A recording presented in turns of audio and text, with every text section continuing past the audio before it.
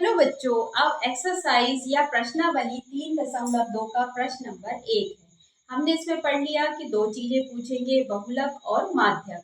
अब हम पहले क्वेश्चन को पढ़ते हैं और उनके शब्दों को समझेंगे। गणित की एक परीक्षा में 15 विद्यार्थियों द्वारा 25 में से प्राप्त किए गए अंक निम्नलिखित हैं: 19, 25, 23, 20, 9, 20, 15, 10, 5, 16, 25, 20, 24, 12, 20। इन आंकड़ों के बहुलक और माध्यक ज्ञात कीजिए, क्या ये समान है।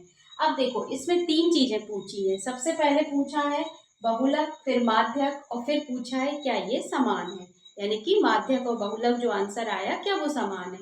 अगर आपने क्वेश्चन को अच्छे से नहीं पढ़ा, इन नंबरों को पढ़ने में छोड़ दिया, बच्चे छोड़ देते हैं, तो उससे क्या होता है, हमें कठिन हो जाता है सवाल। हम बार बार पढ़ते हैं तो हमें नंबर याद हो जाते हैं कि कौन सा नंबर कितनी बार आया है।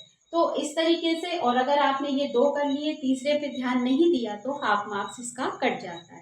ठीक, सबसे पहले हम इसको, जैसे हमने माध्यक की परिभाषा में पढ़ा था कि पहले जो आंकड़े, ये आंकड़े या प्रेक्षण दोनों कह सकते हैं, इनको हम पहले आरोही क्रम में लिख लेंगे।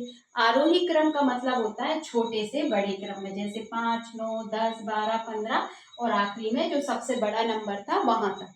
इसमें जमाने से ही हम माध्यक को निकाल पाएंगे। सबसे पहला काम हमारा यही है। तो आरोही क्रम में जमा लिया, उसके बाद हमें बहुलक निकालना है। तो बहुलक का मतलब होता है जो नंबर बार बार आए वो उसका बहुलक होता है।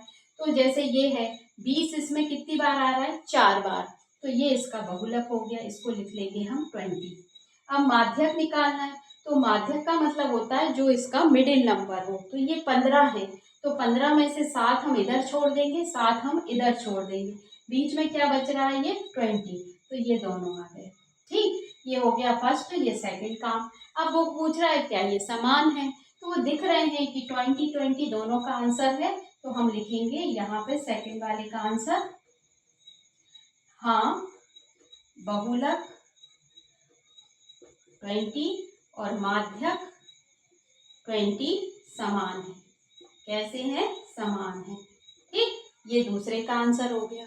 इस तरीके से हम फर्स्ट क्वेश्चन को इजी कर सकते हैं। बस ये जो वर्ड प्रॉब्लम होती है इनको पढ़ना सबसे ज़्यादा जरूरी होता है। जितना आप पढ़ोगे उतना जल्दी हो जाएगा, और जितनी आप लिखने की प्रैक्टिस करोगे वो आपको 10th और 12th में बहुत काम आएगी। क्योंकि हम जब लिखते हैं तो हमारी राइटिंग और स्पीड हमारे कंट्रोल में होती है, और उससे क्या होता है, बड़ी क्लासों में हमारे पास आता तो सब है पर टाइम कम पड़ता है। सो हमें 6 7 से ही लिखने की अच्छी प्रैक्टिस करना चाहिए। Okay, bye. वीडियो अच्छा लगे तो लाइक जरूर करना, सब्सक्राइब करना। बाय।